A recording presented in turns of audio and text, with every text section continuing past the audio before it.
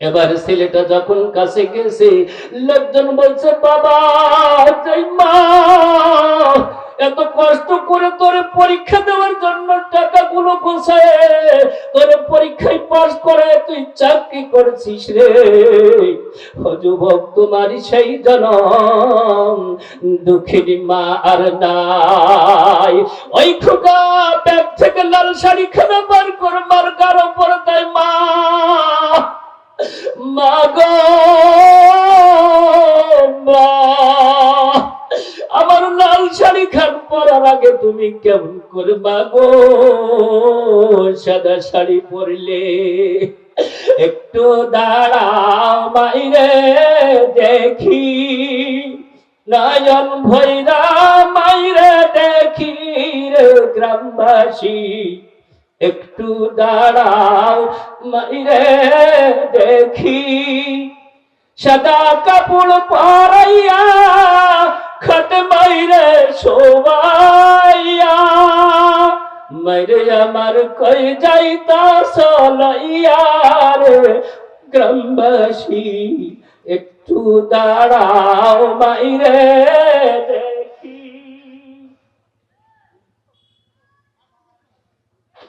ছেলে যদি কোথাও যায় মার মন কাঁদিতে রয়, কখন আসবে বাসা ফিরিয়া? এ আমার যুবক বাবারে, আমরা জীবনে বাস্তব দেখি জনম দুঃখিনী মা কেমন করে রাস্তার দিকে চেয়ে থাকে। সন্তান বাইরে গেলে মার সারা রাত ঘুমায় না, কথা ঠিক না ঠিক? আমার জীবনের সত্য ঘটনা বলি, মাহফিল করে যখন রাত 12টা 1টা বেজে যেত, বাড়িতে আসতাম ওই সেই সাইকেলের যুগের আমলে। বাড়ি এসে দরজা ধাক্কায় বিবির ঘুম ভাঙ্গে না, একবার থেকে 2বার গেটে ধাক্কা দিলে জনম দুঃখিনী মা বাড়ির মধ্যে থেকে আওয়াজ দেয়, খোকা দাঁড়া, আমি দরজা খুলে দে। এ আমার যুবক বাবারে, আল্লাহ তাআলা পৃথিবীর বুকে এমন এমন মমতা আর কোন আত্মীয় স্বজনের মধ্যে দেয় না যা দিয়েছে আমার মার মধ্যে, কথা ঠিক না বেঠিক? বারবার বৌমার জিজ্ঞেস করে, মা গো ও বৌমা একটু মোবাইল করে দেখো আমার খোকা কোথায় আছে, কেমন আছে, খেয়েছে কিনা, কথা ঠিক না বেঠিক? আপনার বইটা দেখেছেন আকর্ষণীয় বক্তা মাওলানা মোহাম্মদ বখরুর রহমান মেহেরপুরি হুজুর উপস্থিত আছেন, বয়ান করার জন্য অনুরোধ করলাম। আসসালামু আলাইকুম ওয়া রাহমাতুল্লাহি ওয়া বারাকাতুহু।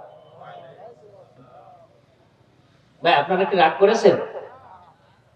বাসায় যদি মেহমান আসে, মেজবান যদি হাসি খুশি ভাবে তাকে যদি রিসেপশন না করে, তাহলে মেহমান কি বোঝে? তাড়াতাড়ি কেটে পড়তে হবে। আসসালামু আলাইকুম ওয়া রাহমাতুল্লাহি ওয়া বারাকাতুহু। আলহামদুলিল্লাহ, কিছুটা হয়েছে। এ আমার ওই যুবক বাবারা সবার পিছনে, বাবা ওয়াজ তো হবে তোমাদের সাথে, তোমরা সামনে আসো। যুবক বাবারা সামনে আসো, ওয়াজ হবে তোমাদের সাথে, কারণ বড় মানুষের আওয়াজ সেভাবে জোর হবে না। আসো তোমরা সামনে চলে এসে, যে মাঝখানে একটা গ্যাপ পড়ে গেছে, সবাই চলে আসো। আসো শোনার চান, তোমরা সবাই চলে আসো, সামনে চলে আসো। হ্যাঁ, এই তো আমার যুবক বাবা চলে আসো। ওরে বাবা, এখন যুগ তো ইয়ংদের, আমরা এখন রিজেক্টেড, আমাদের আর কোনো মূল্য নেই, তোমাদের মূল্য সব জায়গায়।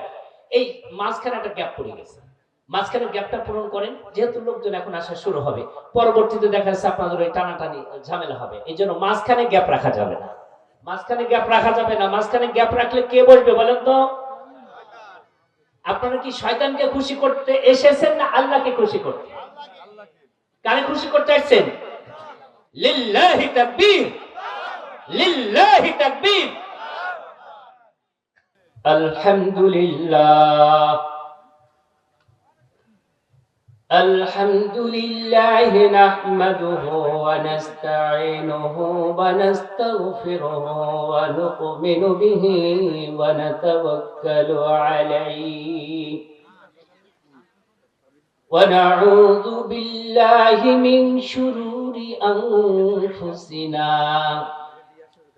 من يهد الله فلا مضل له ومن يضلل فلا هادي له وأشهد أن لا إله إلا الله وحده لا شريك له وأشهد أن سيدنا وسندنا وحبيبنا وطبيبنا وقلوبنا ومولانا محمد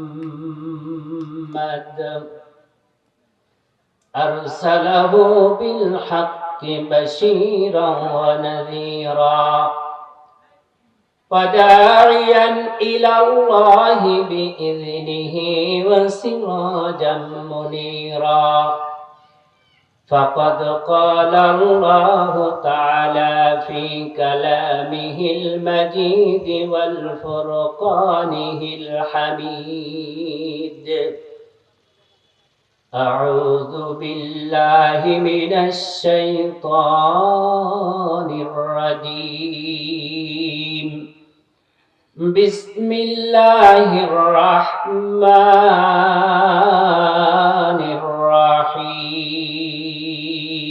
الرحيم قل إن كنتم تحبون الله فاتبعوني يحببكم الله ويغفر لكم ذنوبكم والله غفور رحيم وقال رسول الله صلى الله عليه وسلم من أحب سنتي فقد أحبني ومن أحبني كان معي في الجنة أو كما قال وقال تعالى إن الله وملائكته يصلون على النبي يا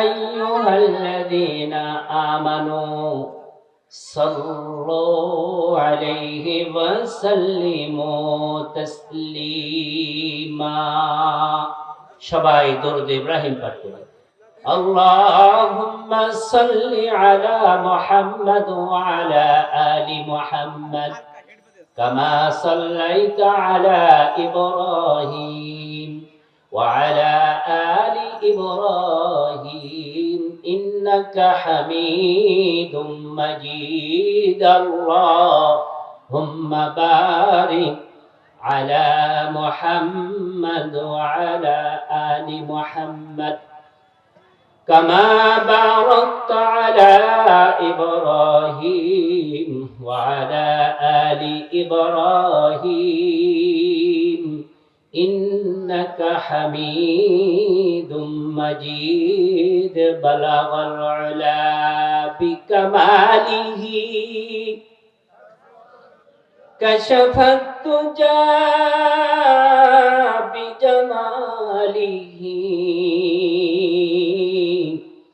حسنت جميع خصاله صلوا عليه وآله بلغ العلا بكماله كشف الدجى بجماله حسنت جميع خصاله صلوا عليه وآله سبحانك لا علم لنا إلا ما علمتنا إنك أنت العليم الحكيم رب اشرح لي صدري ويسر لي أمري واحلل عقدة من لساني يفقهوا قولي মনে বড় আশা ছিল যাব মদিনায়, বলেন সবাই। মনে বড় আশা ছিল যাব মদিনায়, সালাম আমি করব গিয়ে, সালাম আমি করব গিয়ে নবীজি রওজা,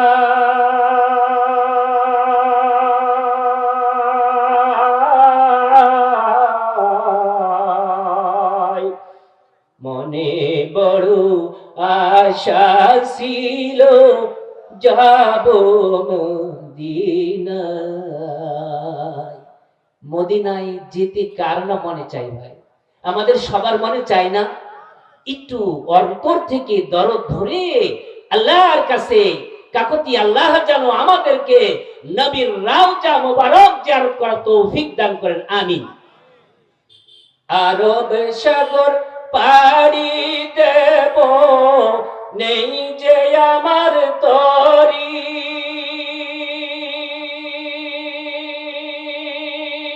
পাখি হলে উড়ে যেতাম ডানাতে ভর করি। আরব সাগর পাড়ি দেব, নেই যে আমার করি, পাখি হলে উড়ে যেতাম ডানাতে ভর করি। আশায় আছে সম্বল নাই, আশায় আছে সম্বল নাই, একাকী যে করি।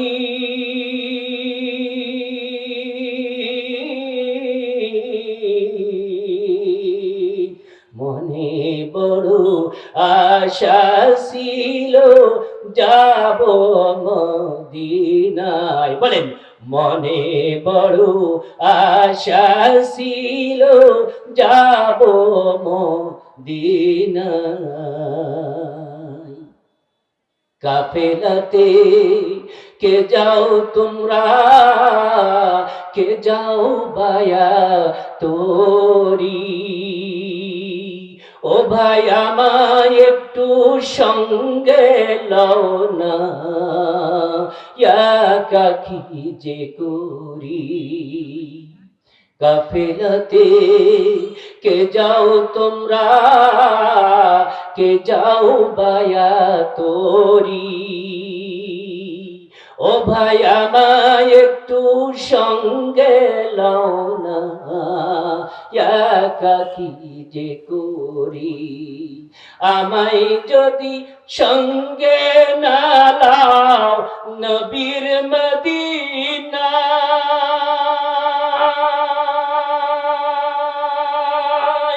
আমার সালাম পৌঁছিও ভাই রে নবীজির রওজা। আমায় যদি সঙ্গে না লাও নবীর মদিনা, আমার সালাম পৌঁছিও ভাই রে নবীজির রওজায়। আমার হইয়া কাঁদিও ভাই রে, আমার হইয়া কাঁদিও ভাই রে নবীজির রওজায়।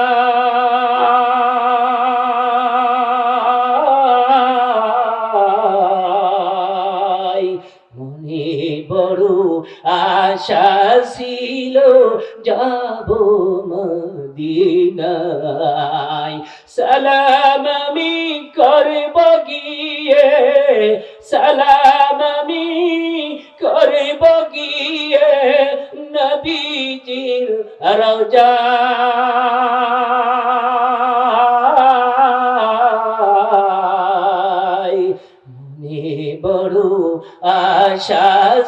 ছিল যাব মদিনা।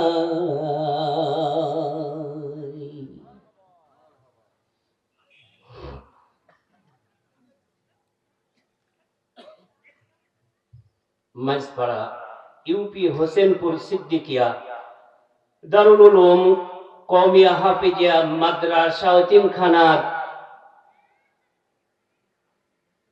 বাৎসরিক মাহফিলের সম্মানিত সভাপতি, আজকের মাহফিলের প্রধান আকর্ষণ সুদূর ঢাকা নারায়ণগঞ্জ থেকে আগত মুফতি রাকিবুল ইসলাম মাহমুদি দামাত বারকাতুহুম, বিশেষ মেহমানগণ, অত্র মাদ্রাসার আসাতেজায়ে কেরাম,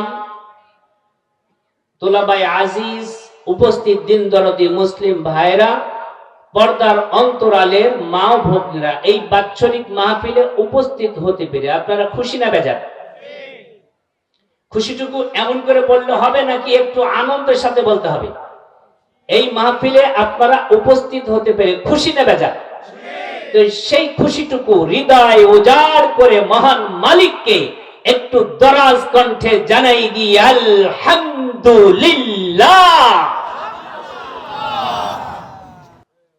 ভাই কেউ কি রাগ করেছেন? আওয়াজ কিন্তু সমানে হয়নি। এই যুবক বাবা কই, তোমাদেরকে সামনে ডাকছি কেন? তোমাদের সাথে আমার সাথে শেয়ার করতে হবে, কেন মুরব্বীরা বেশি চিল্লাতে পারবে না। এই মাহফিলে উপস্থিত হতে পেরে খুশি না বাজার? জোরে বলি আলহামদুলিল্লাহ।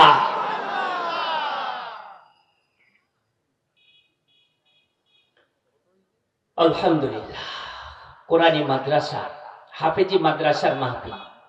হাফেজি মাদ্রাসার কোরআন যতদিন আছে পৃথিবী ততদিন কোরআন থাকবে না। এই সুন্দর পৃথিবী কি থাকবে না? ধ্বংস হয়ে যাবে। একজনও যখন আল্লাহর কোরআন পড়নেওয়ালা থাকবে না, কিয়ামতের আগে মানুষ কোরআন খুলবে, দেখবে যে কোরআনের কাগজ অবশিষ্ট, কিন্তু কোরআন তার বাড়িতে চলে গেছে। কোরআনের বাড়ি কোথায়?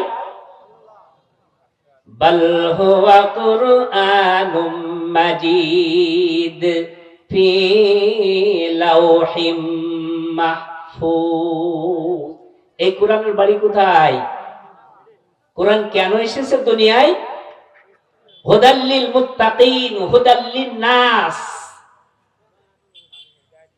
মানুষের হেদায়েতের জন্য, মুত্তাকিদের হেদায়েতের জন্য, মুত্তাকিকে আরো মুত্তাকি বানানোর জন্য, আর হুদাল্লিন নাস, মানুষকে হেদায়েত দেওয়ার জন্য, আলোর পথ দেখানোর জন্য এই কোরআন দুনিয়ায় আগমন ঘটেছে।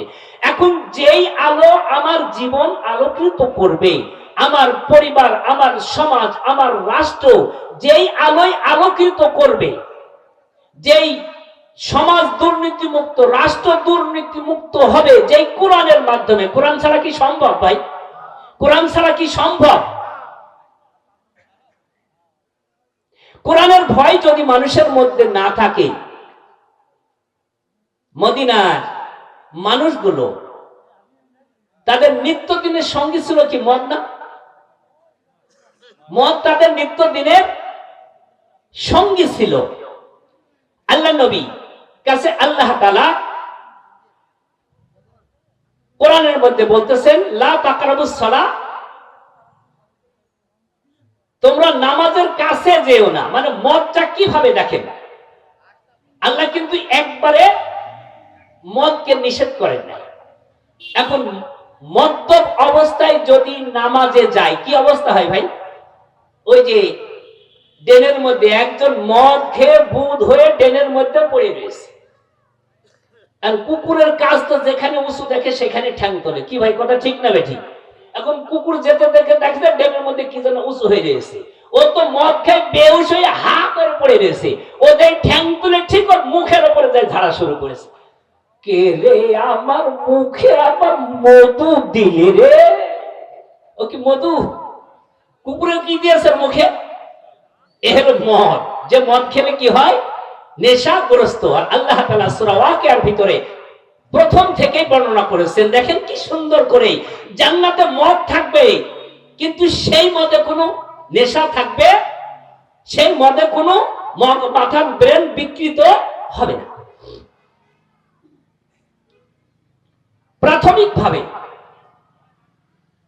হযরত আলী রাদিয়াল্লাহু তাআলা আনহু নামাজ পড়েছেন, ইবলিস এসে তার কিছু কথা আয়াতের মধ্যে ঢোকানোর চেষ্টা হয়েছে। তখন আল্লাহ তাআলা নাজিল করলেন যে তোমরা নেশাগ্রস্ত অবস্থায় নামাজের কাছেও যেও না। তাহলে এখানে কি হলো যে আমি 5 ওয়াক্ত নামাজ দৈনন্দিন জীবনে যখন আদায় করব, তাহলে তো নেশা অবস্থায় নামাজে যাওয়া যাবে না, আমাকে সুস্থ মস্তিষ্ক নিয়ে নামাজে যেতে হবে। তাহলে তো অন্তত নামাজের কিছু নালে 1 ঘন্টা আগে তো ওটা ছাড়তে হবে নাকি? কিছুটা সময় তারা বিরতি, নামাজের আগ দিয়ে আর মদ খায় না। মদের মহব্বতটা কিছু কমেছে না? কিছুটা কমেছে। এইবার আল্লাহ তাআলা কি করলেন, মদ নিষিদ্ধ করে, এই নেশাকে নিষিদ্ধ করে আয়াত নাজিল করলেন। এই মানুষগুলোর অন্তরে যখন আল্লাহর ভয়, আল্লাহর মহব্বত 100% পরিপূর্ণ হয়ে গেছে, মদের প্রতি তাদের ঘৃণা এসে গেছে, আল্লাহ নাজিল করে দিয়েছেন মদিনার অলিতে গলিতে এরকম ওই বৃষ্টি, মুষলধারে বৃষ্টি হলে যখন পানি একদম স্রোত বয়ে যায়, এইভাবে মদের নহর জারি হয়ে গেছে। সুবহানাল্লাহ। তো এই কোরআন কেন এসেছে? পৃথিবীর মানুষকে মানুষ বানানোর জন্য এসেছে। যেই মানুষের মধ্যে আল্লাহর কোরআন থাকে না, আল্লাহর ভয় থাকে না। আপনি বিড়ালকে যতই শাসন করেন আর মারেন আর যাই করেন, ওর সামনে যদি সুন্দর করে 1 কেজি দুধ জ্বালায় যদি আপনি 1 পা করে খালি রাখেন, ও খাবেই খাবে, যতই আপনাকে মারেন না কেন। কি কথা ঠিক না? কারণ ওই ঘৃণানোর সহ্য করার মতো, কেন তো মায়ের ভয় ও বোঝে না, সেই ইহসাস অনুভূতি আল্লাহ তাআলা ওকে দেয় নাই। আল্লাহ তাআলা আমাদেরকে সেই কোরআনী মানুষ, আল্লাহর ভয় অন্তরে নিয়ে কবরে যাওয়ার তৌফিক দান করুন। সবাই বলি আমিন। আমরা এই নবীর উম্মত হতে পেরে খুশি না বেজার? আরো জোরে খুশি না বেজার? আল্লাহ নবী সাল্লাল্লাহু আলাইহি ওয়াসাল্লামকে পাওয়ার জন্য কি ত্যাগ!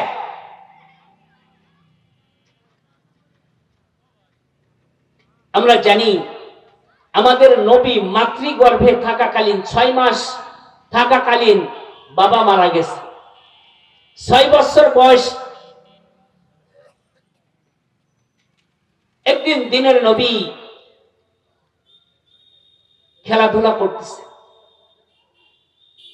সন্ধ্যার আগে ছেলেদের বাবারা এসে যার যার ছেলেকে কোলে করে, ঘাড়ে করে, বুকে জড়ায় ধরে নিয়ে যায়। আমার নবী খেয়াল করেন প্রতিদিন এইভাবে, কিন্তু আমার নবীকে কেউ নিতে আসে না, কেউ নিতে আসে না। বাবা একদমও কোলে নেয় না, বাবা নিতে আসে না। শিশু অবুঝ, সে বোঝে না যে বাবা তো নাই, কেন নিতে আসে না। সব ছেলেরা বাড়ি ফিরে গেছে। মা আমিনা তাদের জিজ্ঞেস করতেছেন, আমার মোহাম্মদ কোথায়? তোমার মোহাম্মদ ওই খেলার মাঠের এক প্রান্তে বসে বসে কাঁদতেছে, সে আসে নাই। মা আমিনা দৌড়ে চলে গেছে, বাবা মোহাম্মদ তুমি কেন কাঁদো? কি হয়েছে বাবা তোমার? মা গো, আমার বন্ধুদের বাবারা প্রত্যেকদিন সন্ধ্যাবেলা এসে বুকে করে, কাঁধে করে, কোলে করে নিয়ে যায়, তাদেরকে চুমু খাই, কিন্তু মা গো আমার বাবা কেমন নিষ্ঠুর বাবা, আমার বাবা কোথায় গেছে গো মা? আমার বাবা তো একদিন আমাকে কোলে করে নিতে আসে না। মা আমিনার ছেলের এই আবেগ ঘন, ছেলের এই মনের বেদনা শোনার পরে মা আমিনা নিজেও চোখের পানি ধরে রাখতে পারে না। বাবা মোহাম্মদ, তোমার বাবা তোমাকে যে কোলে করে নিতে আসবে রে বাবা, তোমার বাবা তো দুনিয়ায় বেঁচে না। মা গো আমার বাবা কোথায়? তোমার বাবা মদিনার জমিনে শায়িত আছে, সেখানে মারা গেছে, তাকে সেখানে কবর দেওয়া হয়েছে। ও মা, আমার বাবার কবরটা আমি একটু দেখতে চাই। মা আমেনা মদিনায় ছেলেকে নিয়ে যাবেন বাবার কবর জিয়ারত করতে। এদিকে মদিনার ইহুদিরা তাদের কিতাবের নিদর্শন দেখে মুহাম্মদ 6 বছর বয়সে বাবার কবর জিয়ারত করতে আসবে পূর্বের কিতাবে তারা পেয়েছে। আর এই মুহাম্মদ এমন একদিন এমন এক ধর্ম নিয়ে আসবেন পৃথিবীর বুকে, পৃথিবীর পূর্বের সমস্ত ধর্ম বিলুপ্ত হয়ে যাবে, তার আর কোন কার্যকারিতা থাকবে না। এই জন্য মুহাম্মদকে হত্যা করার জন্য ওই ইহুদিরা এই সংবাদের ভিত্তিতে তারা মদিনার বর্ডারে বর্ডারে এরকম গোয়েন্দা পাঠাই দিয়েছে। গোয়েন্দা পাঠাই দিয়েছে। মা আমিনা একজন দাসীকে নিয়ে, দয়ার নবীকে নিয়ে, মুহাম্মদকে নিয়ে গেছেন বাবার কবর জিয়ারত করার জন্য। কবরের কাছে যাওয়ার পরে যখন বলে, বাবা মুহাম্মদ, এটা হলো তোমার বাবার কবর। শিশু মুহাম্মদ বাবার কবরের মাটি ধরে মাটির সাথে জড়ায় জড়ায় কান্দে। বাবা তুমি কেমন নিষ্ঠুর বাবা, ও বাবা তুমি কেমন নিষ্ঠুর বাবা, তুমি আমার না দেখে কেন তুমি বিদায় নিয়ে চলে গেল গো বাবা। ও বাবা তুমি আসো, কবর থেকে আসো, একবার আমার বুকে জড়াই ধরে আমার গালে একটি চুমু দিয়ে আমাকে আদর করো। এইভাবে বুক চাপড়ায় চাপড়ায় মাটি জড়ায় ধরে বাবার কবরের কাছে কান্দি। মা আমিনা অবুঝ শিশুর কান্না সহ্য করতে পারে না। ঠিক এমন সময় একজন ইহুদি পণ্ডিত পূর্বের কিতাবের নমুনা দেখে এসে হাজির। ওই ছেলের চেহারার দিকে তাকাই, মা আমিনার দিকে তাকাই, বাবার কবর সবিস্তারে সবকিছু পূর্বের কিতাবে রয়েছে। এই দেখার পরে বলে, ওগো মা আমিনা, আমিও ইহুদি, অনেক টাকা পুরস্কার ঘোষণা করেছে ইহুদিরা, তোমার বাচ্চা মুহাম্মদকে যদি আমরা হত্যা করতে পারি অথবা জীবিত যদি তাদের কাছে নিয়ে যেতে পারি, আমাদেরকে অনেক ইনাম দেবে, অনেক পুরস্কারে পুরস্কৃত করবে। কিন্তু ও মা আমিনা, তোমার এই নূরের চেহারার সন্তান, ওয়ামা আরসালনাকা ইল্লা রাহমাতাল লিল আলামিন, আখির জামানার পয়গম্বর উম্মতের দরদে নবী গো মা, ওই নবীর প্রেমে আমিও পাগল হয়ে গেলাম। জোরে বলেন সুবহানাল্লাহ।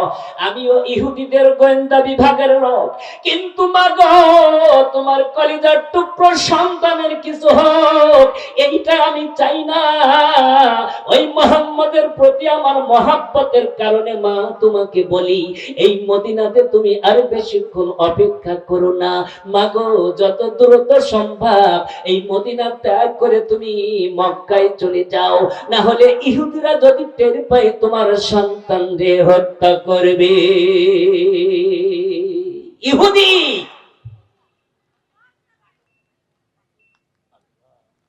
আল্লাহর নবী সাল্লাল্লাহু আলাইহি ওয়াসাল্লাম বাড়ি ফিরবেন।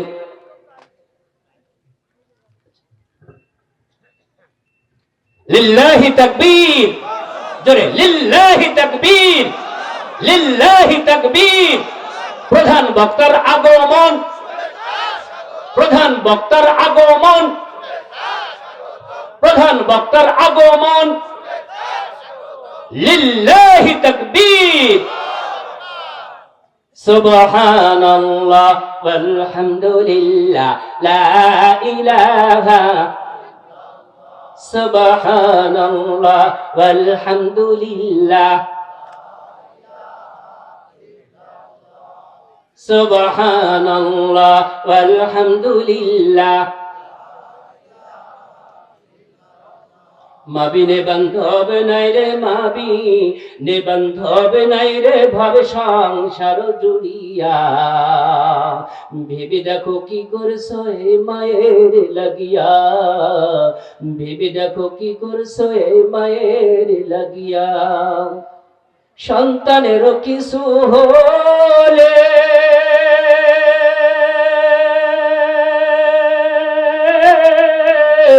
আমার মায়ের মনে আগুন জ্বলেও নিভে না রে পানি দিলে নেভে না রে পানি দিলে ওঠে আর জ্বলিয়া ভেবে দেখো কি করছো এ মায়ের লাগিয়া লা ইলাহা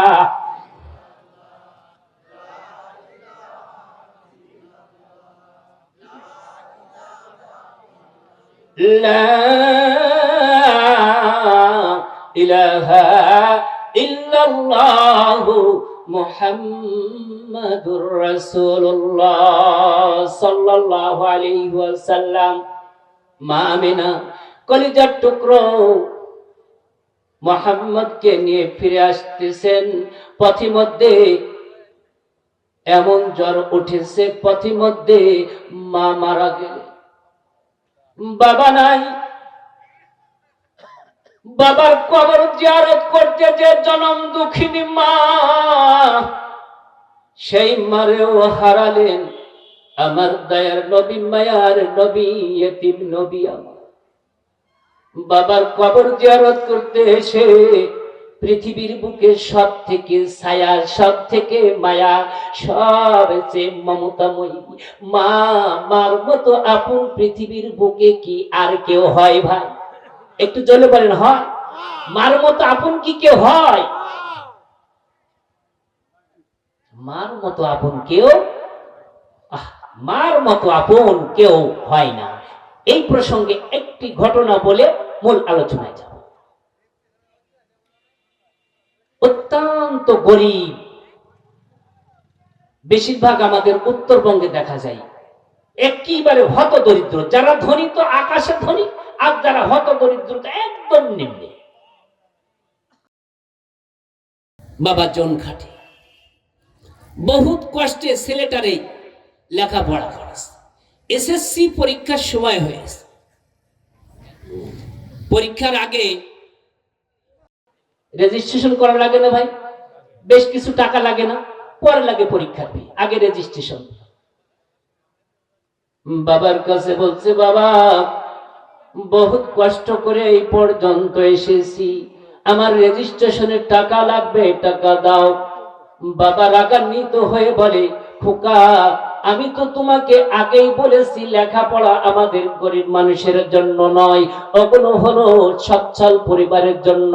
আমি দিন আনি দিন খাটি, দিন খাই দিন চলে যাই, তোমার ওই টাকা দেওয়ার মতো কোনো টাকা আমার নাই।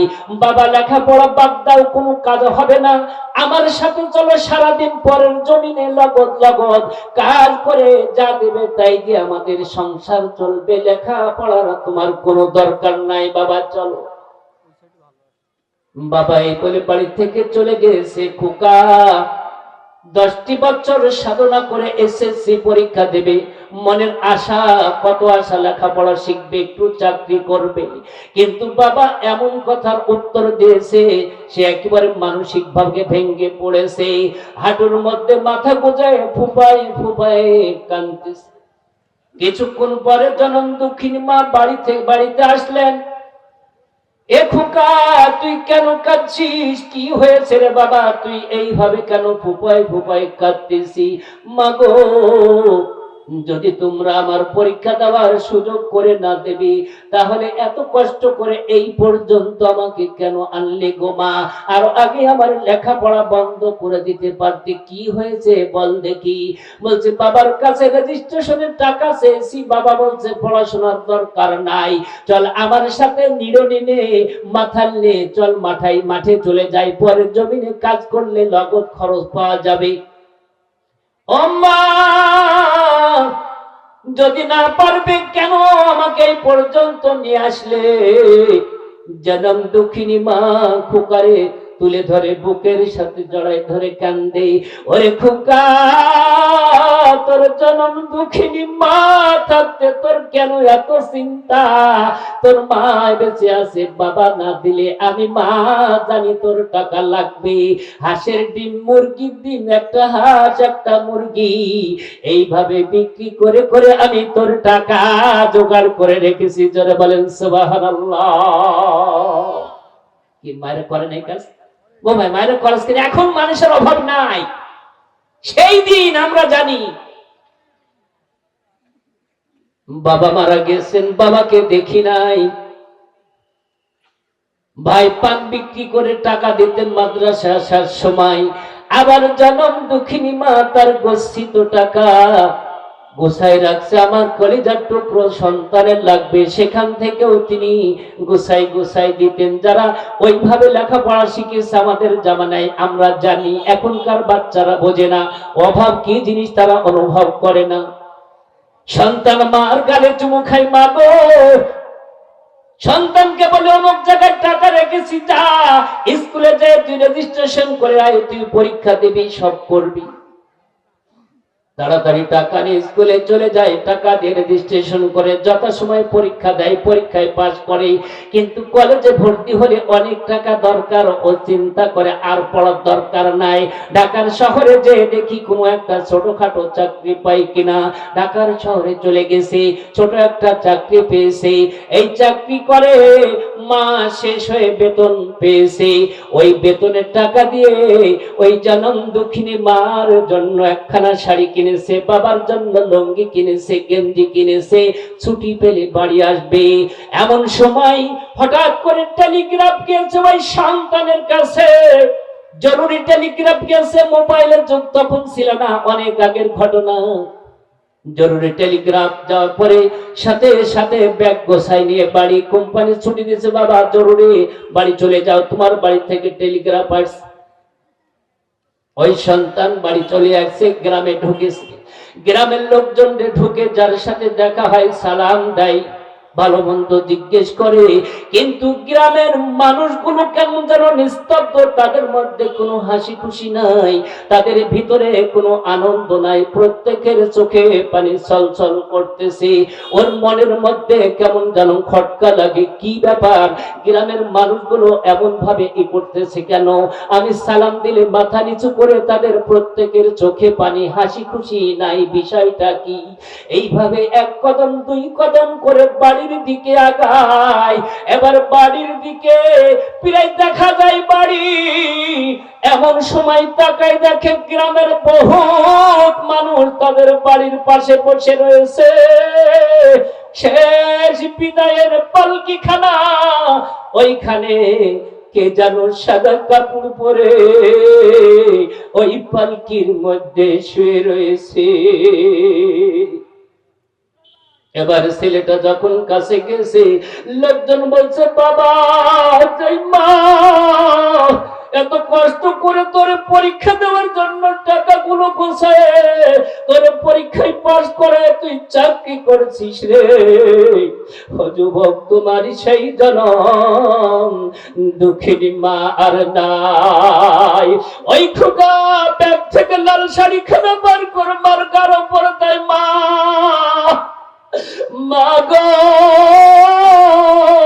মা, আমার লাল শাড়ি খান পরার আগে তুমি কেমন করে মা গো সাদা শাড়ি পরলে?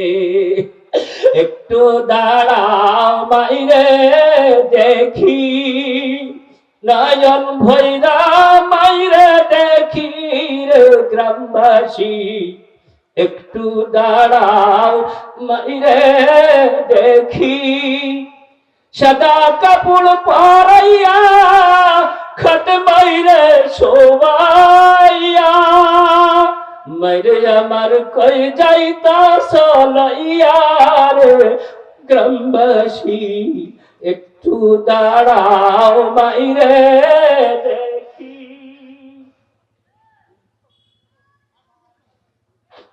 ছেলে যদি কোথাও যায় মার মন কাঁদিতে রয়, কখন আসবে বাসা ফিরিয়া।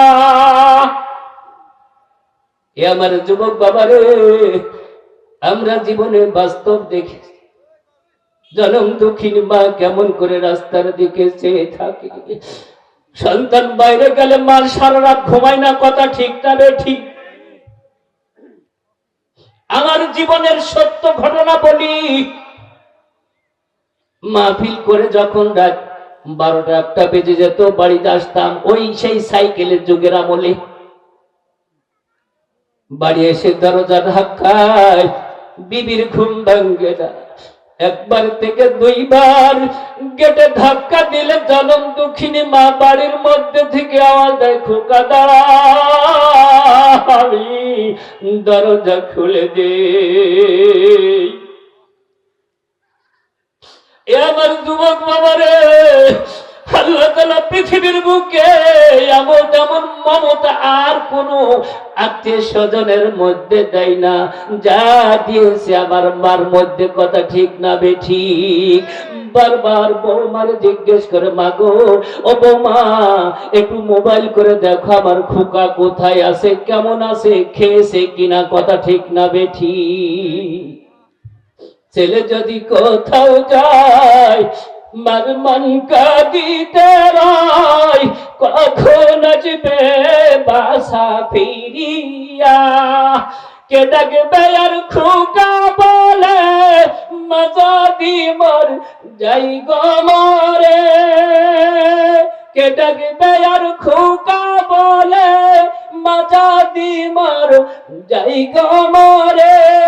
না খাইলে কেউ বলবে খাই শশনি রে খোকা মনি, একটু দাঁড়াও মাইরে দেখি, নয়ন ভৈরা মাইরে দেখি রে গ্রামবাসী, একটু দাঁড়াও মাইরে দেখি, কথা ঠিক না বেঠি? এ যুবক, কথা ঠিক না বেঠি? রক্ত গরম সুন্দরী ললনা পেয়ে মার কথা ভুলে যাও, মা হয়ে যায় বুড়ি, তার কথার কোনো গুরুত্ব থাকে না।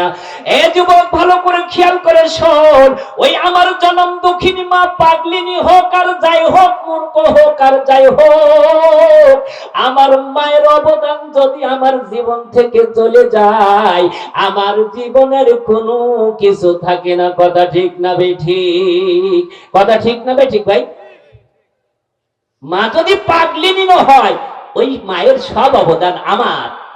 তুমি আমি রাত্রিবেলায় পিশাব করে বিছানাগুলো ভিজাই ফেলেছি, ক্যাথাগুলো ভিজাই ফেলেছি, ভিজানোর পরে সন্তান নড়াচড়া করে ট্যাটু করে। আমার আল্লাহ মার কানের মধ্যে এমন একটা রাডার বানাই দিয়েছে, সন্তান একটু কু করে শব্দ করে নড়াচড়া করে, জনম দুঃখিনী মার সাথে সাথে ঘুম ভেঙে যায়, কথা ঠিক না বেঠিক?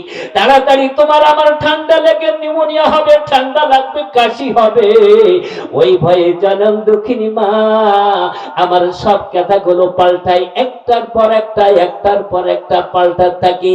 আহারে, আর যেন কোনো কথা থাকে না আমার জনম দুঃখিনী মা তখন তোমারে আমারে তার এই উষ্ণ বুকে ঠাই দিয়েছে, কথা ঠিক না বেঠিক? এই বুকের উপরে নিয়ে শুয়েছে, তুমি আমি মার বুকের উপরেও পিশাব করে দিয়েছি। যেই মা বিনা পারিশ্রমিকের সুইপারের কাজ করেছেন, আমার পিশাব পায়খানা পরিষ্কার করেছেন, আমার সুন্দর পরিষ্কার পরিচ্ছন্ন পরিপাটি করে দিয়েছেন, আমার মা কোনদিন বিরক্ত হয় নাই, কথা ঠিক না বেঠিক?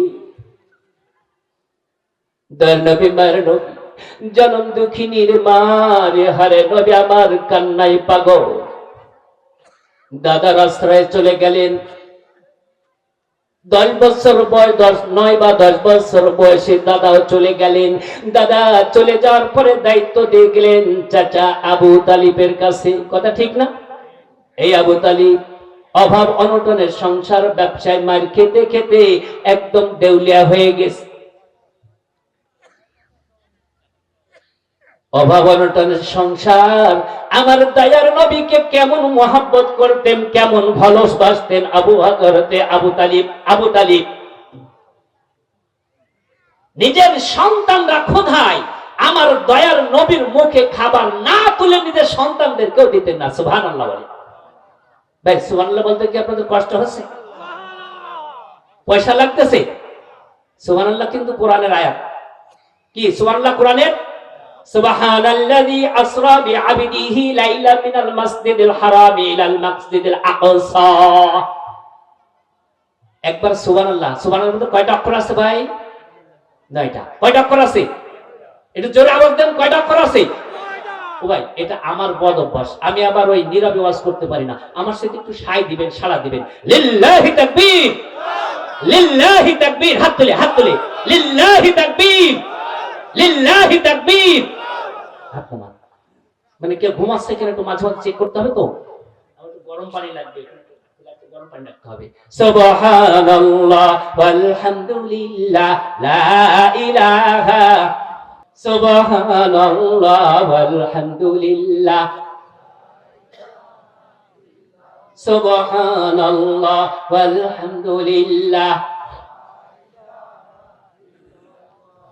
লা ইলাহা ইল্লাল্লাহ মুহাম্মাদুর রাসূলুল্লাহ সাল্লাল্লাহু আলাইহি ওয়াসাল্লাম। দর নবী 12 বছর হয়ে গেছে। আবু তালিব সিরিয়ায় ব্যবসা নিয়ে রওনা দেবেন, প্রস্তুতি চলতেছে। চাচা গো, আপনি একটু আমার সাথে নিয়ে চলুন, আমি আপনার ব্যবসায় সাহায্য সহযোগিতা করি, আমার শরীরে শক্তি সামর্থ্য আছে, আপনাকে আমি হেল্প করতে পারবো, আমাকে নিন। আবু তালিব নিতে চাই না। বারবার জোরাজুরি করার পরে কাফেলার লোকজন বলতেছে, ও নেতা, ভাইপো যখন এত করে ধরেছে, চলো না ভাইপোকে একটু সফরে নিয়ে যাই। ভাইপো এখন শক্তি সামর্থ্য আছে, কাজ করতে পারবে, আবার সফরের অভিজ্ঞতা তার অর্জন হবে, একটু নিয়ে চলো ভাইপোরে। সবার জোরাজুরিতে শেষ পর্যন্ত আবু তালিব রাজি হয়ে গেলেন আল্লাহর নবীকে এই সফরে নেওয়ার জন্য। 12 বছর বয়স, ব্যবসায় রওনা হয়ে গেছে। সিরিয়ার পথে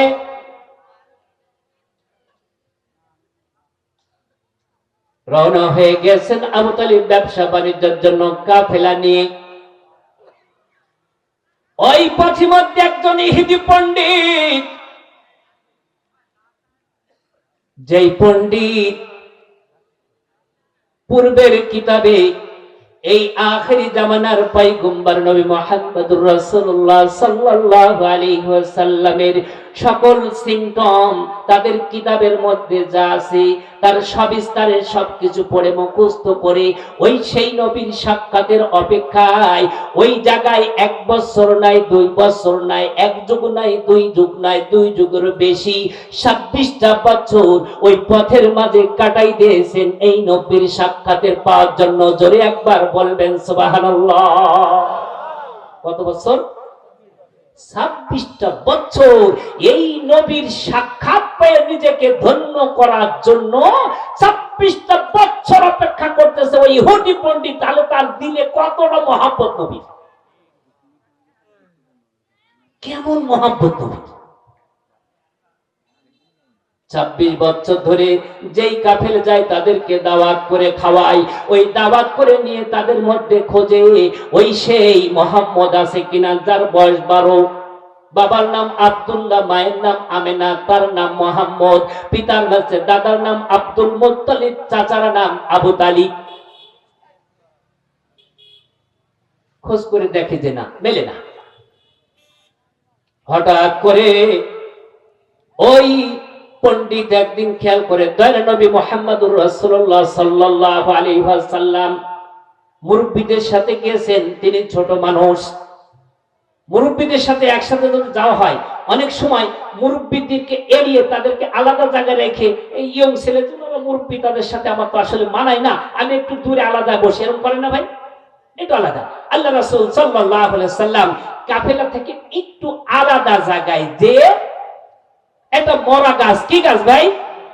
মরা গাছ। মরা গাছের নিচে একটু, যেহেতু গরম, উত্তপ্ত গরম, এই মরা গাছের নিচে যে তিনি একটু ছায়ার জন্য, যে গাছটা একটু গাছ মোটা হলেও তো পাশে দাঁড়িয়ে ছায়া পাওয়া যায় রোদের দিক থেকে, মানে ওইখানে দাঁড়াই গেছে। ওই ইহুদি পণ্ডিত 26টি বছর যেই লোকটি শেষ করেছে, মেহমানদেরকে খাওয়াতে খাওয়াতে ফকির হয়ে গেছে।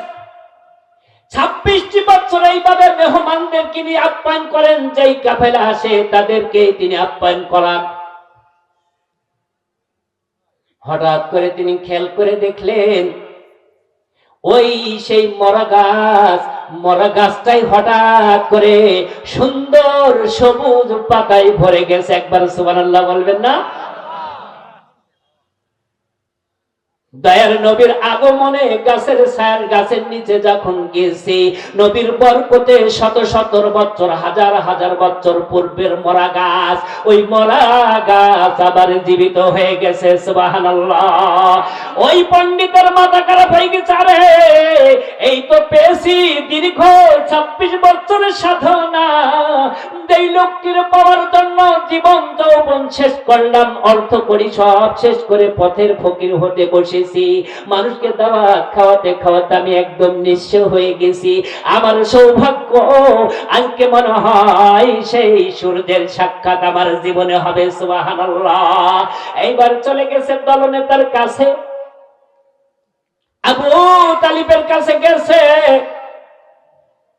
দলনেতা, আপনারা কতজন আছেন? বলে আমরা এতজন লোক আছি, আজকে আমার বাড়িতে আপনাদের সকলের নিমন্ত্রণ। সুবহানাল্লাহ। আপনাদের সকলের নিমন্ত্রণ আমার বাড়িতে, দাওয়াত কবুল করেছেন। পণ্ডিতের বাড়িতে সবাই দাওয়াত খাওয়ার জন্য চলে গেছে। আচ্ছা বলুন, একজন চৌধুরীর মেয়ে আর একজন চৌধুরীর ছেলে, 200, 500, 1000 বরযাত্রী, এই 1000 বরযাত্রীর মান ইজ্জত সম্মান কয়জনের জন্য? কয়জনের জন্য? বরকে রেখে যদি বরযাত্রী যায় ঢুকতে দেবে? গেট খুলবে? ফিতে কাটবে? আর বলে যে না, বর পরে যাবে না, আমরা আগে যাই। এই বর বাদে আর কোন সম্মান পাওয়ার সুযোগ। আবার বরের কারণে বরযাত্রীরা কি করে? অনেক আগের ঘটনা, আগের মানুষ ওই বিয়ের বাড়িতে গেলে নকশি কাঁথা, সুন্দর কাঁথা, বিছানার চাদর, ওইগুলো বগল করে নিয়ে আসতো না ভাই? এরকম ঘটনা আছে না? আছে। আমার বড় ভাইয়ের বিয়ে তো চুয়াডাঙ্গা থেকে আমার এক চাচা ওরকম বিছানার চাদর নিয়ে আসলে, এই ইতিহাস আমরা শুনি। এই যে নকশি কাঁথা, বিছানার চাদর, এইগুলো বরযাত্রীদের নিয়েছে, কন্যা যাত্রীরা দেখে না, কন্যার বাড়ির লোকজন দেখে না। ও চাচা, ওরা আর তো সহ্য হচ্ছে না, ওরা ওই যে চাদর চুরি করে নিয়েছে, কাঁথা চুরি করে নিয়েছে, আর কত সহ্য করবো? এই চুপ কর, মানিজ্য সব যাবে। ওই বরের কারণে আজকে সব মা কি, ওই বরের কারণে আজকে ওদের সব মা, যত অন্যায় করুক না কেন সব মা। আমার দয়ার নবী মারার নবী রাহমাতাল লিল আলামিন, তিনি হলেন বর। ওই ইহুদি পণ্ডিত কার জন্য দাওয়াত দিয়েছেন? এই এক নবীর সাক্ষাৎ পাওয়ার জন্য, রাহমাতাল লিল আলামিন নবীর কে সাক্ষাৎ পাওয়ার জন্য 26টি বছর তিনি লক্ষ লক্ষ টাকা খরচ করে জীবন যৌবন শেষ করে ওই নবীর সাক্ষাৎ পাওয়ার জন্য তিনি দীর্ঘ সময় মানুষকে আহ্বান করেছেন। আজকেও এই কাফেলাকে দাওয়াত করেছেন সেই জন্য, নাকি কথা ঠিক না বেঠিক? কিন্তু যখন তার নবীকে চাচা বললেন, ভাতিজা আমাদের উট মাল সম্পদ গুলো তুমি হেফাজত করো, দেখাশোনা করো, আমরা আগে খেয়ে আসি, তারপরে তুমি যেও, তারপরে তুমি খেও। এইবার সবাই চলে গেছে, 25-26 জন লোক। ইহুদি পণ্ডিত বলছেন, আপনারা সবাই কি হাজির? বলে হ্যাঁ, আমার সবাই হাজির। বলছে না, আপনাদের ভুল হচ্ছে, গোনেন। বলছে না, সবাই ঠিক আছে। বলে না, কোথায় যেন একটা ভুল হচ্ছে, কোথায় যেন একটা ভুল হচ্ছে, আপনার ভালো করে গোনেন। তখন একদম বলছে, ও হ্যাঁ, আমাদের একটা ছোট ভাতিজা আছে, ওই 12 বছর বয়স, তা আমাদের মালগুলো দেখাশোনার জন্য তাকে রেখে এসেছি। বলছে যে আগে তাকে নিয়ে আসেন। জোরে বলেন সুবহানাল্লাহ, সুবহানাল্লাহ। তুমি আমার জীবন গো নবী, তুমি আমার জীবন, তুমি আমার জীবন গো নবী, তুমি আমার জীবন। ও তোমায় ভালো বেশে হয় যদি মরণ গো, তুমি আমার জীবন, তুমি আমার জীবন গো নবী, তুমি আমার জীবন। কথা ঠিক না বেঠি? জন্মিয়া তো শুনেছি গো তোমার মুখের বাণী, দেখি নাই নবী দুনয়নে আমি। জন্মিয়া তো শুনেছি গো তোমার মুখের বাণী, দেখি নাই নবী দুনয়নে আমি। তুমি শয়ন স্বপনে দিবেন দেখাই আমারে নবী, শয়ন স্বপনে দিবেন দেখাই আমারে, এ আরজি করি পাগল আমরা সকলে। তুমি আমার জীবন গো নবী, তুমি আমার জীবন। লিল্লাহি তাকবীর। কি নবীর মহব্বত কি অন্তরে আছে? নবীর মহব্বত কি অন্তরে আছে? ইহুদি পণ্ডিত নাম বলে না, ঘুরাই ফিরাই বোঝায় দেয়, বেটা তোদের তো আমার কাছে মূল্য নাই, তোমাদের 5 পয়সার মূল্য নাই। যেই মানুষটির জন্য 26টি বছর কাটাই দিলাম জীবন যৌবন বিসর্জন দিয়ে বুড়ো হয়ে গেলাম, আর সেই মানুষের কারণে তোমাদেরকে আমি নিমন্ত্রণ করেছি, আর তাকে বাদ দিয়ে তোমরা এসেছো খেতে, এই খাবার তো তোমাদের জন্য না, সব হলো তার ওসিলায়। সুবহানাল্লাহ। এবারে নিয়ে গেছে ইহুদি, দয়ার নবী মায়ের নবী রাহমাতাল লিল আলামিনের চেহারার দিকে অপলক নেত্রে তাকাই রয়েছে। আরে এমন এক নবী, এ উম্মতের দল, আল্লাহ তাআলা এমন এক নবীর উম্মত হওয়ার সৌভাগ্য আমাদেরকে দান করেছেন, যেই নবীর জন্য অন্যান্য নবীরা পর্যন্ত এই নবীর উম্মত হওয়ার জন্য আল্লাহর কাছে আরজ করেছেন। কথা ঠিক না বেঠিক? যেই নবীর উম্মত জান্নাতে যাওয়ার আগে অন্য নবীর উম্মত জান্নাতে যাবে না। সুবহানাল্লাহ বলেন। এই নবীর উম্মত জান্নাতে না যাওয়ার আগ পর্যন্ত অন্য নবীর উম্মতের হিসাব হবে দৌড়ে চলে যাও জান্নাতের কাছে। জান্নাতের দারোয়ান ফেরেশতা মালিক কি ভাই? রেদওয়ান ফেরেশতা। তোমরা বলে ভাই আমাদের জান্নাতের হিসাব হয়ে গেছে, আমরা জান্নাতে যাব, দরজা খুলে দাও, দ্বার খুলে দাও। কোন নবীর উম্মত? অমুক নবীর, ওয়েট করো। আরেকজন আসবে, কোন নবীর উম্মত? অমুক নবীর, ওয়েট করো। আখিরি জামানার পয়গম্বর নবী মুহাম্মদুর রাসূলুল্লাহ সাল্লাল্লাহু আলাইহি ওয়াসাল্লামের উম্মত জান্নাতে না প্রবেশ করা পর্যন্ত তোমাদের কোনো সুযোগ। আর জোরে বলেন সুবহানাল্লাহ। কেমন মোহাব্বত তারা নবীকে করেছে। ইহুদি আর আমরা নবীকে মহব্বত করি, খাওয়ার পরে সুন্নত মিষ্টি খাওয়া। এই সলিমদ্দি, খাওয়ার পরে মিষ্টি খাওয়া সুন্নত, একটু দই দিয়ে না হয় পায়েস দিয়ে না হয় মিষ্টি দিয়ে খাওয়ার পরে সুন্নত। কিন্তু নবীর দিনের জন্য জীবন দিতে আমরা রাজি না। কি কথা ঠিক না ভাই? পণ্ডিত খাওয়া দাওয়া করালেন নিজ হাতে দয়ার নবীর মুহাম্মদুর রাসূলুল্লাহ সাল্লাল্লাহু আলাইহি ওয়াসাল্লামের নুরানি চেহারার দিকে অপলক নেত্রে তাকায় রয়েছে। মদিনার সাহাবীরা, মদিনার মানুষগুলো এরকম দিনের পর দিন খাবার জোটে না, কোনোদিন অর্ধহারে, কোনোদিন একটা খেজুর জোটে, কোনোদিন জোটে না। এইভাবে পেটের ক্ষুধার যন্ত্রণা যখন তারা সহ্য করতে পারে না, 1 পা 2 পা করে তারা হাঁটতে হাঁটতে দয়ার নবী মুহাম্মদুর রাসূলুল্লাহ সাল্লাল্লাহু আলাইহি ওয়াসাল্লামের দরবারে চলে যায়। দয়ার নবীর নুরানি চেহারার দিকে তারা অপলক নেত্রে তাকাই থাকে। আমার দয়ার নবীর চেহারার দিকে তাকাই থাকলে আল্লাহ তাআলা তাদের পেটের ক্ষুধা পর্যন্ত দূর করে দিতেন। সুবহানাল্লাহ। এবার ইহুদি আবু তালেবকে আলাদা করে ডাকলেন। ও আবু তালিব, এই ছেলেটা কি? কয় যে আমার ছেলে। আপনি ভুল বলতেছেন। আবার জিজ্ঞেস করে কার ছেলে? কয় যে আমার ছেলে। আপনি ভুল বলতেছেন। একজন মেহমান, তাকে তো বলা যায় আপনি মিথ্যা বলতেছেন, আপনি ভুল বলতেছেন। আবার বলুন কার ছেলে, এটা চিন্তা ভাবনা করে বলুন। আবু তালিব চুপ করে থেকে বলতেছে আমার ভাতিজা। সুবহানাল্লাহ, এবার ঠিক বলেছে, এটা আপনার ছেলে না, আপনার ভাতিজা। আপনার ভাতিজার নাম কি? মোহাম্মদ। হ্যাঁ মোহাম্মদ। তার বাবার নাম কি? আব্দুল্লাহ। আব্দুল্লাহ। মায়ের নাম কি? আমেনা। হ্যাঁ আমেনা। দাদার নাম আব্দুল মুত্তালিব। হ্যাঁ দাদার নাম আব্দুল মুত্তালিব। বংশ কুরাইশ, বংশ হাশিমি। হ্যাঁ বংশ হাশিমি। ওরে আবু তালেব, আবু তালেব তাকাই রয়েছে পণ্ডিতের দিকে। আপনি কিভাবে আমার ভাতিজা সম্পর্কে এত খুঁটিনাটি, এত তত্ত্ব কি করে আপনি জানলেন? বলে হ্যাঁ জানি। কেন জানবো না? আপনার এই ভাতিজার জন্য এক নাই দুই নাই, আমার জীবন যৌবন শেষ করে 26টা বছর এই পাহাড়ের গুহায় এইখানে আমি অপেক্ষা করতেছি ওই নবীর দিদার পাওয়ার জন্য, সাক্ষাৎ পাওয়ার জন্য। আমি দীর্ঘ 26টি বছর এইখানে অপেক্ষা করতেছি।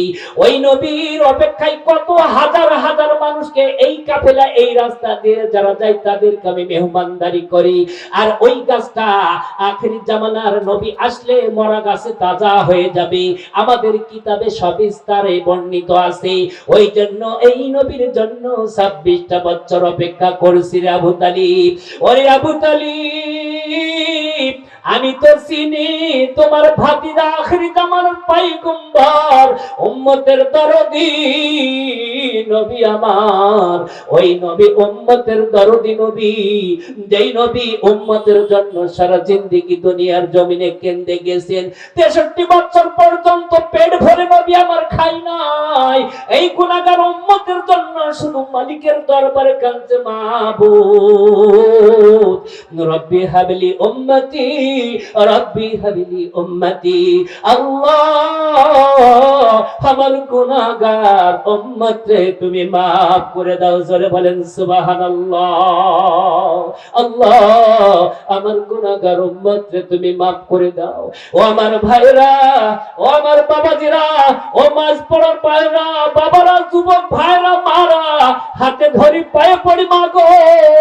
ওই নবী শুধু 63 বছর দুনিয়ার জমিনে কাঁদেন নাই, তিনি এখনো রওজা মুবারকে উম্মতের জন্য কাঁদতেছেন। কথা ঠিক না বেঠিক? ময়দানে হাসর কায়েম হয়ে যাবে, সমস্ত লোক বিচারের জন্য উপস্থিত, বিচার কার্য শুরু হবে না। আল্লাহ তাআলা একদল ফেরেশতাকে জিবরিলকে বলবেন, একদল ফেরেশতা নিয়ে যাও আমার দয়ার নবী মুহাম্মদকে রওজা মুবারকে সালাম জানাও। ফেরেশতারা যখন আল্লাহর নবীকে এসে সালাম জানাবেন, এবার সালাম জানানোর পরে আল্লাহর নবী সালামের উত্তর দিয়ে সিজদা থেকে মাথা উঠাবেন। পৃথিবীর সমস্ত নবীরা রাও কবরে সিজদারত অবস্থায় রয়েছে, কিয়ামত পর্যন্ত ওইভাবে থাকবেন।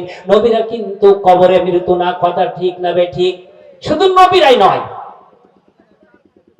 ওয়ালা তাকুলু লিমান ইউকতালু ফি সাবিলিল্লাহি আমওয়াত বাল আহইয়াউ ওয়ালাকিন লা তাশউরুন। আল্লাহু আকবার।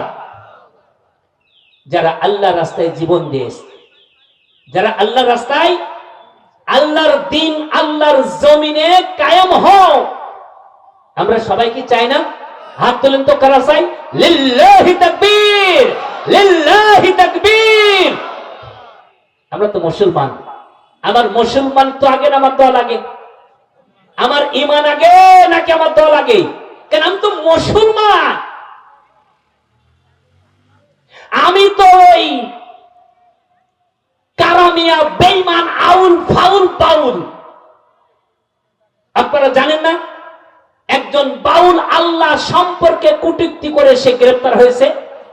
আবাল সরকার। আমাদের কুষ্টিয়া মেহেরপুর তো লালনের আড্ডাখানা না ভাই, কুষ্টিয়া মেহেরপুর তো লালনের আড্ডাখানা। এদের কোনো ঈমান আকীদা বলতে কিচ্ছু না, ওরা মুসলমানও না, কিন্তু ওদের আকীদা বিশ্বাস আমরা দেখে আসছি 10 বছর। তো ওই যে ওদের গুরুমা আছে না, গুরুমা না গরুমা, ওদের যে গরু, ওই গরুগুলোকে সেজদা না করলে কিন্তু শিষ্য হওয়া যাবে না। আচ্ছা বলেন, আল্লাহ বাদে অন্য কাউকে যদি কেউ সেজদা করে সে কি মুশরিক? আল্লাহ বাদে তো অন্য কাউকে সেজদা করা যাবে? আর জোরে বলেন, অন্য কাউকে সেজদা করা যাবে? ওর গুরুরে সেজদা করা লাগে। আর এদের মার্কা কি জানেন? ওদের কিন্তু মার্কা আছে, গাঁজা মার্কা, গাঞ্জা মার্কা। কি ওদের মার্কা হলো গাঞ্জা মার্কা। ওই ওরুসের দিন মনকে মন গাঁজা। ও তো একটা সমস্যা আছে। মেলা আগে চুয়াডাঙ্গা বেলগাছি মাদ্রাসা যখন পড়তাম, তো ওই সময় একটা গল্প শুনেছিলাম। এই চুয়াডাঙ্গা স্টেশনের পাশে একটা হোটেল, জানো, হোটেলে একজন দই খাচ্ছে। এখন দই খাইতে খাইতে চিল্লছে, হোটেল বয়ের কাছে ডাকছে, গরম দিয়ে বকতেছে, এই বেটা কিরম হোটেল তোদের? এই হই দইয়ের মধ্যে চুল কেন? দইয়ের মধ্যে চুল কেন? এখন একজন কাস্টমার যদি কোনো ভুল ধরে, বলেন তো আরো কাস্টমার যারা আছে হোটেলের দুর্নাম হয়ে যাবে না? ম্যানেজার সহ সব ছুটে আসছে, চাচা চাচা ভাই কি হয়েছে, কে চিল্লাছেন কেন? আরে বেটা তোদের দইয়ের মধ্যে চুল কেন? দইয়ের মধ্যে চুল আসবে কোথা থেকে? অসম্ভব ব্যাপার। এইবার ভালো করে দেখে, ও খবিস ওর নিজের গোপ সহ দইয়ের সাথে চাপাচ্ছে। আপনাদের এলাকায় আছে? আপনাদের এলাকায় আছে? ওর গোপ গাড়ি ঠুক। এই খেতে হলে ওই যে পুয়াল শুকায় কি রে ভাই, আমাদের মেহেরপুর বলে কান্দাই। আগে বানাতো লোহা দিয়ে বাঁশের মাথায়, অনেকে আবার ওই বাঁশের আগা দিয়ে একটু মাঝখান একটু গিরে রাখে। ও কি বলে ওরে? কান্দাল বলে। ও তাহলে ঠিক আছে, এই কান্দাল অথবা কাশি দিয়ে ওই রকম তুলে তারপর মুখের মধ্যে খাবার দিতে হবে। গোপ দাড়ি একেবারে ঠুট এমন ভাবে ঢেকে গেছে, ওর খাবারও মুখের ভিতরে যাওয়ার কায়দা নাই। এগুলো কিন্তু মুসলমান না, ভালো করে খেয়াল করে শোনো, এরা কিন্তু মুসলমান না।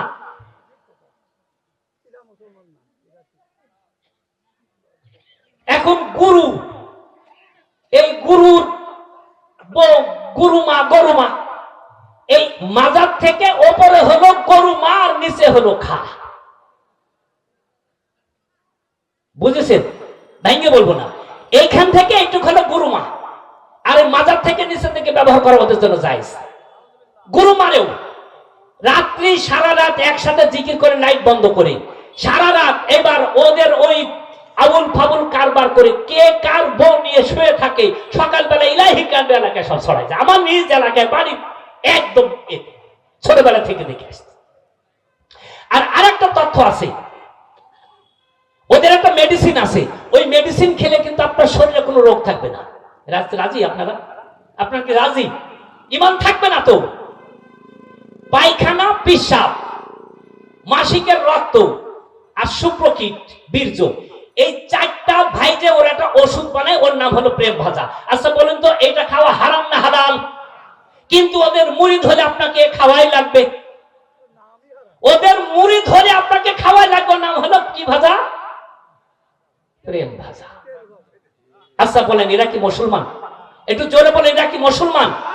তো এই আল্লাহ সম্পর্কে এরা কটূক্তি করে, তারা তাদের কারবার করুক, আমাদের মাথা ব্যথা নাই। কিন্তু আমাদের ইসলাম নিয়ে, আল্লাহ নিয়ে, রাসূল নিয়ে যদি ওদের চুলকনি হয়, ওই চুলকনি কি থামাতে হবে না চুপ করে থাকবে? চুপ করে থাকলে কি ইমান নিয়ে কবরে যাওয়া যাবে?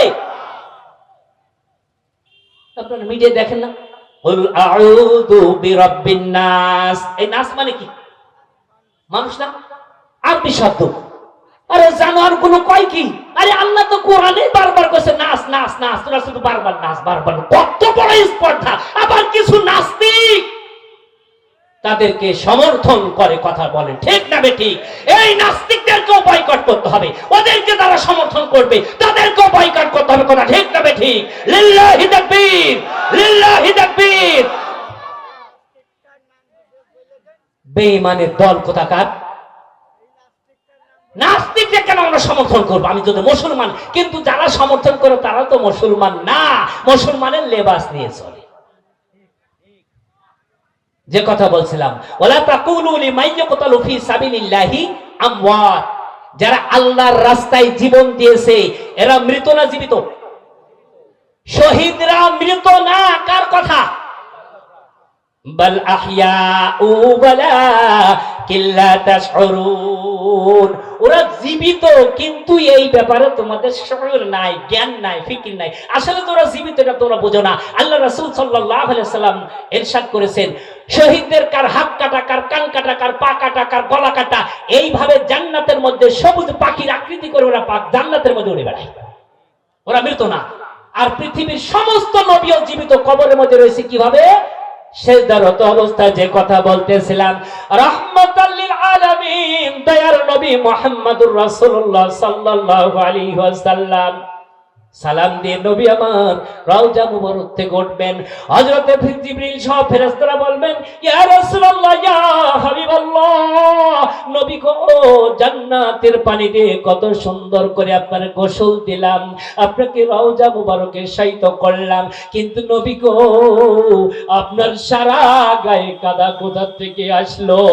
আমার দয়ার নবী, উম্মতের কান্ডারি, দয়ার ভান্ডারি নবী আমার বলবেন, ও ফেরেশতারা রে, তোমরা তো জানো না আমার গুনাহগার উম্মতের জন্য ওই রওজা মুবারকে কাঁদতে কাঁদতে কর কাদা হয়ে গেছে। বলেন সুবহানাল্লাহ। মাগো, হাতে ধরি, পায়ে ধরি, এ বাবারা হাতে ধরি, পায়ে ধরি, এক ওয়াক্ত নামাজ ছাড়িস না। যেই নবী এখনো কাঁদতে রে, 63 বছর দুনিয়ার জমিনে কেঁদে গেছেন, যেই নবী এখনো এই গুনাহগার উম্মতের নাজাতের জন্য নবী আমার রওজা মুবারকে কান্দে। আর সেই নবীরে ঘুমে ভুলে তুমি কেমন করে ঘুমের মধ্যে কাটাই দাও। লা ইলাহা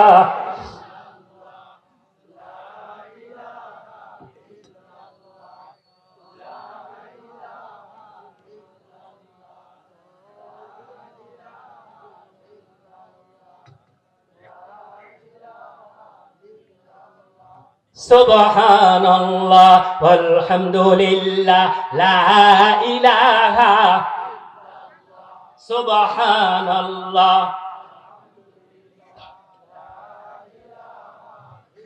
মিল্লাতে রাসূল বলিয়া রাখিবে কবরে,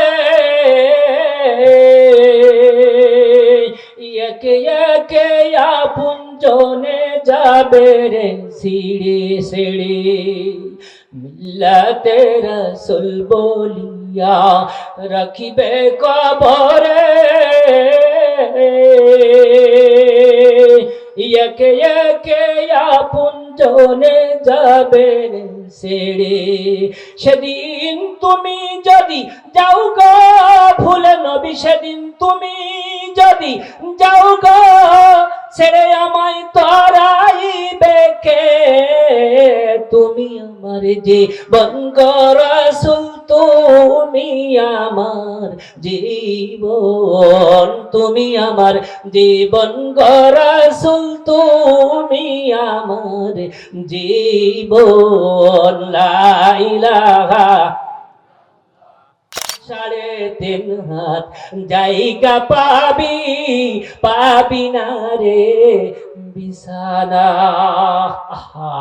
ঘরের ভেন্টিলেটরটা ঠান্ডার সময় বাতাস ঢুকবে, তাও আমরা কাপড় গুজে বন্ধ করে দিই যাতে ঠান্ডা বাতাস না ঢুকে। কি ভাই, কথা ঠিক না? অথচ আমার জনম দুঃখিনী মা, জনম দুঃখী বাবা কত ত্যাগ করে কষ্ট করে নিজে খেয়ে না খেয়ে আমার জন্য কত সম্পদ রেখে গেছে। আমিও কত কষ্ট করে মেহনত করে খেয়ে না খেয়ে আমার সন্তানদের জন্য সম্পদ জমা করতেছি, বাড়ি করতেছি, গাড়ি করতেছি, জমি জমা করতেছি। অথচ কি বাস্তবতা, আমার যখন 3.5 হাত ওই কবরে আমার সন্তানরা রেখে আসলো, আমার সন্তানরাও ভুলে একবার আমার কবরের কাছে তারা গেল না, একবার যে খোঁজ নিল না। আমার বাবা এত সহায় সম্পদ রেখে গেছে, বাবা আবার মাটির ঘরে করতো, মাখতো কাদার ঘরে, ওই মাটির ঘরে আমার বাবা কেমন আছে, আমার সন্তানরা ভুলেও খবরে নেয় না, কথা ঠিক না বেঠিক? এই জন্য ভাই আসুন সময় থাকতে আমার সামান আমি গোছাই।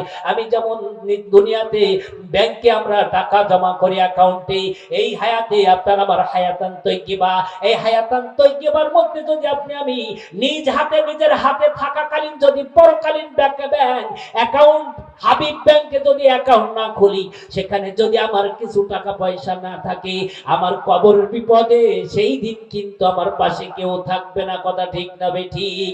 একমাত্র থাকবে কে? আরো যারা বলেন কে? আল্লাহ। একটু দর্শে পড়ি আল্লাহুম্মা সাল্লি আলা মুহাম্মাদ ওয়া আলা আলি মুহাম্মাদ কামা সাল্লাইতা আলা ইব্রাহিম ওয়া আলা আলি ইব্রাহিম ইন্নাকা হামিদুম মাজিদ। আল্লাহুম্মা বারিক আলা মুহাম্মাদ ওয়া আলা আলি মুহাম্মাদ কামা বারাকতা আলা ইব্রাহিম ওয়া আলা আলি ইব্রাহিম ইন্নাকা হামিদুম মাজিদ। আল্লাহুম্মা আমিন। রব্বানা যালামনা আনফুসানা ওয়া ইল্লাম তাগফির লানা ওয়া তারহামনা লানাকুনান্না মিনাল খাসিরিন। রব্বানা ফাগফির লানা যুনুবানা ওয়া কাফফির আন্না সাইয়্যাতিনা ওয়া তাওয়াফফানা মা'আল আবরার। ও মালিক, এসার পর থেকে এই পর্যন্ত তোমার বান্দাদের সামনে যা কিছু বলেছি শুনেছি, আল্লাহর ভুল ত্রুটি মার্জনা করে দাও। এর উপরে তুমি আমাদের সকলকে আমল করার তৌফিক দান করে দাও। আল্লাহ কোরআনী মাদ্রাসার জন্য তুমি আমাদের সকলকে কবুল করে নাও। এখনো দান করার সুযোগ আছে, এখনো যারা অংশগ্রহণ করতে পারে নাই, তাদেরকে কোরআনী মাদ্রাসার মহব্বত অন্তর পয়দা করে বেশি বেশি দান করার তৌফিক দান করে দাও।